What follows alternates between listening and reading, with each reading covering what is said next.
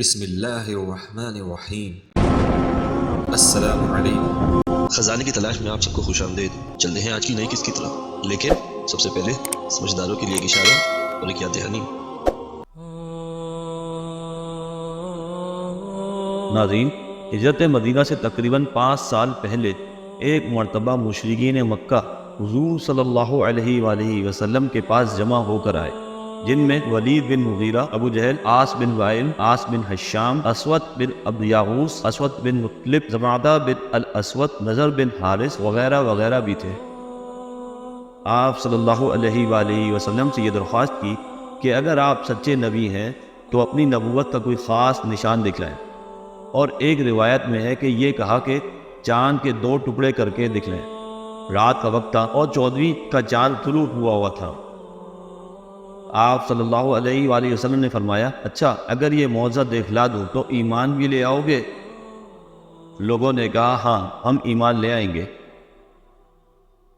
حضور صلی اللہ علیہ وآلہ وسلم نے حق جل شانہ سے دعا کی اور انگشت مبارک سے چاند کی طرف اشارہ فرمایا۔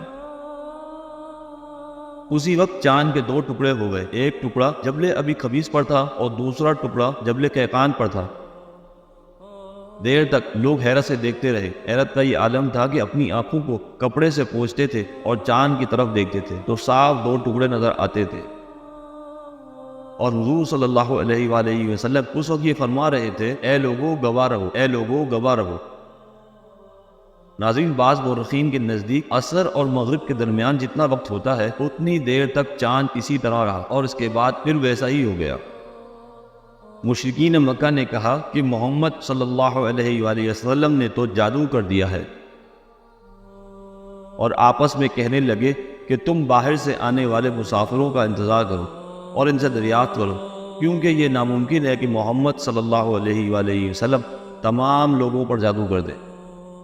اگر وہ بھی اسی طرح اپنا مشاہدہ بیان کریں تو سچ ہے، اور اگر یہ کہیں کہ ہم نے نہیں دیکھا تو سمجھنا کہ محمد صلی اللہ علیہ وآلہ وسلم نے تم پر سحر کیا ہے۔ چنانچہ مسافروں سے دریافت کیا گیا۔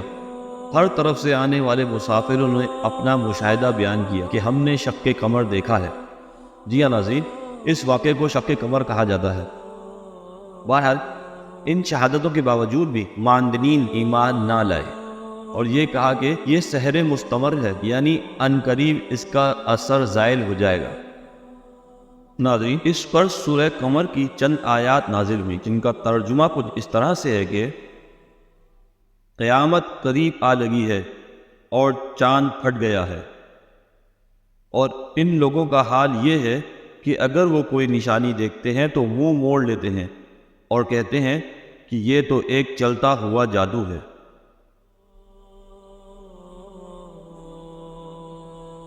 ناظرین، معجزہ شق قمر کا رسول اللہ صلی اللہ علیہ وآلہ وسلم کے زمانے میں واقع ہونا قرآن کریم اور احادیث متواترہ میں صحیح اور جید اسناد کے ساتھ ثابت ہے، اور اسی پر تمام سلف اور خلف کا اجماع ہے۔